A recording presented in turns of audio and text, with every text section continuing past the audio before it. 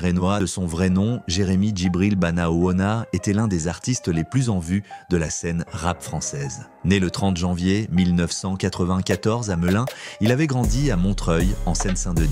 Issu d'une famille d'origine camerounaise, il avait su transformer son vécu en une force artistique, livrant une musique percutante, sincère et ancrée dans la réalité des quartiers. Sa voix grave, sa plume affûtée et son sens du style avaient rapidement séduit un public fidèle. Le succès de Werenoi ne s'est pas fait attendre. À partir de 2021, il enchaîne les hits comme Guadalajara, La Mélodie, Telegram ou encore All Eyes on Me. Ses projets Carré en 2023 et Pyramide en 2024 ont été des succès critiques et commerciaux. En avril 2025, il dévoile ce qui sera malheureusement son dernier album, Diamant Noir, un projet sombre, personnel et acclamé par ses fans. Il s'était imposé comme l'un des visages incontournables du rap français, alliant authenticité et modernité, avec un style bien à lui.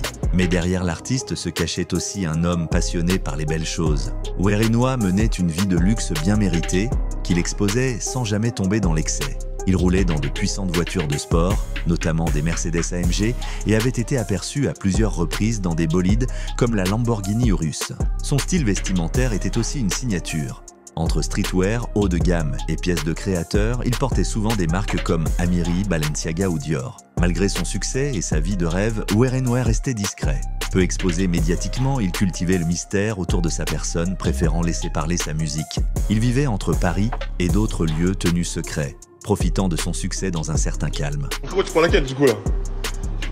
Oh ah les gars, voilà je prends laquelle du coup là maintenant? Comment on fait maintenant?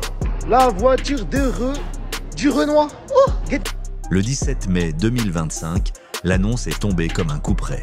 Les premières publications sur les réseaux sociaux parlaient d'une rumeur, certains n'y croyaient pas, pensant à un canular morbide comme il en circule parfois. Mais très vite, les médias sérieux ont confirmé la terrible nouvelle.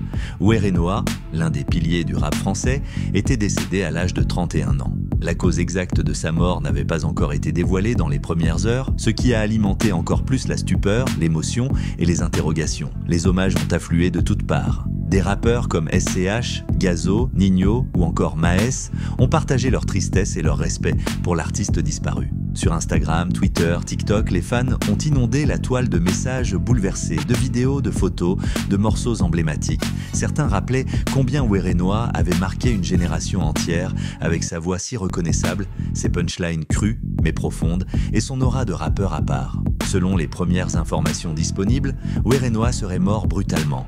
Mais les circonstances exactes restent encore floues. Aucune annonce officielle n'a été faite par la famille ou par son label dans les heures qui ont suivi, ce qui a nourri de nombreuses spéculations. Certains parlaient d'un problème de santé, d'autres d'un accident. Une rumeur persistante évoquait un malaise soudain survenu peu après une séance en studio, mais cela n'a pas encore été confirmé par une source officielle. En attendant plus de clarté, ce qui reste certain, c'est l'intensité de la perte ressentie.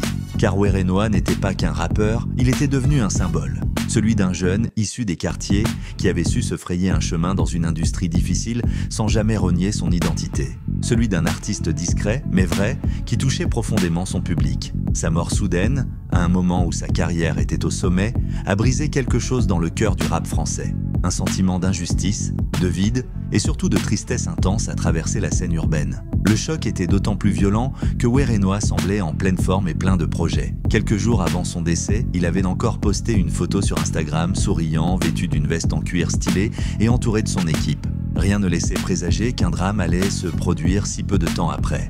Et pourtant, en l'espace d'un instant, tout s'est arrêté.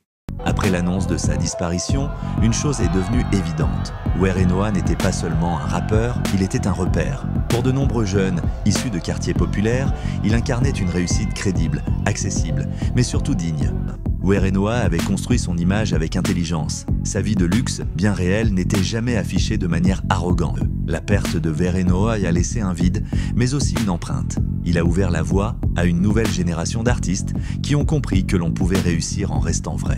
Depuis sa disparition, la musique de Werenoi n'a jamais cessé de tourner. Ses titres se sont hissés au sommet des plateformes de streaming. Partout en France, des jeunes, des fans, des artistes ont rendu hommage à celui qui avait su parler à tous, sans artifice, sans triche. Des fresques murales ont été peintes à Montreuil, des hommages spontanés ont eu lieu devant les studios où il enregistrait. Et certains fans se sont même rendus en cortège avec des enceintes pour faire résonner sa voix dans les rues où il a grandi. Des artistes ont annulé des concerts ou lui ont dédié leurs prestations. Il n'était pas seulement respecté, il était aimé.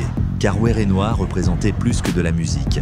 Il incarnait l'espoir, le mérite, le luxe qu'on s'offre après des années de lutte sans jamais vendre son âme.